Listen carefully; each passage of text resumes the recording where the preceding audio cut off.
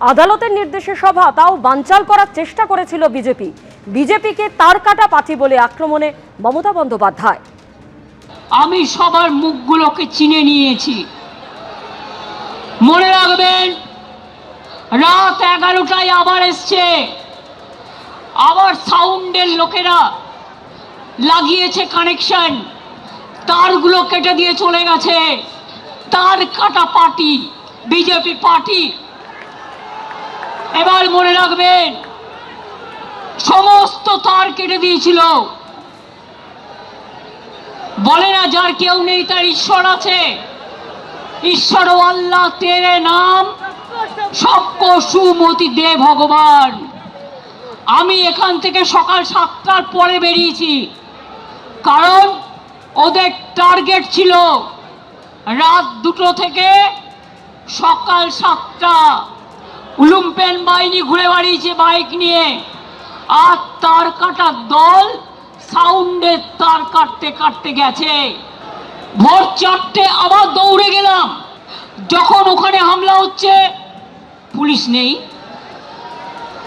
যখন এদিকে হামলা হচ্ছে ওরা এসছে রাত 2টোর পর, 2-1 ছিল।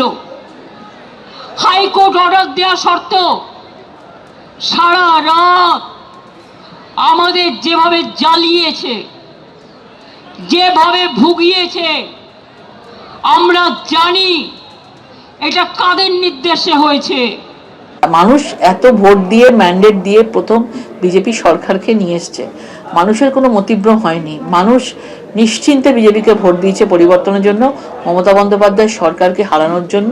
সুতরাং যদি তার কাটা পার্টি বিজেপিকে বলে, তাহলে সেটা মানুষকেই অ্যাকচুয়ালি জনতাকেই বলা হলো। আসলে এতদিন ধরে তারা এই ধরনের জিনিসগুলো করেছেন বলে তাদের মাথায় এই বুদ্ধিগুলোই আসে। নিট প্রশ্ন ফাঁসের ইস্যু প্রতিবাদে প্রধানমন্ত্রীর বাসভবনের সামনে কংগ্রেসের বিক্ষোভ।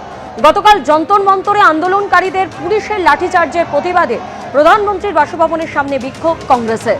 প্রতিবাদ কর্মসূচিতে লোকসভার বিরোধী দলনেতা রাহুল গান্ধী, প্রিয়াঙ্কা গান্ধী, মল্লিকার্জুন খার্গে সহ অনেকে। ধর্ণা বিক্ষোভ শুরু করার পরে তাদের সঙ্গে গিয়ে সাক্ষাৎ করেন কেন্দ্রীয় মন্ত্রী জিতেন্দ্র সিং।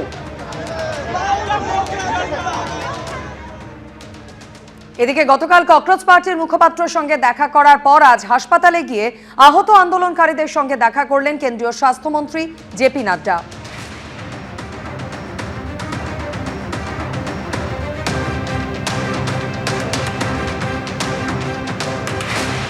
এবিপি আনন্দ, এগিয়ে থাকে, এগিয়ে রাখে।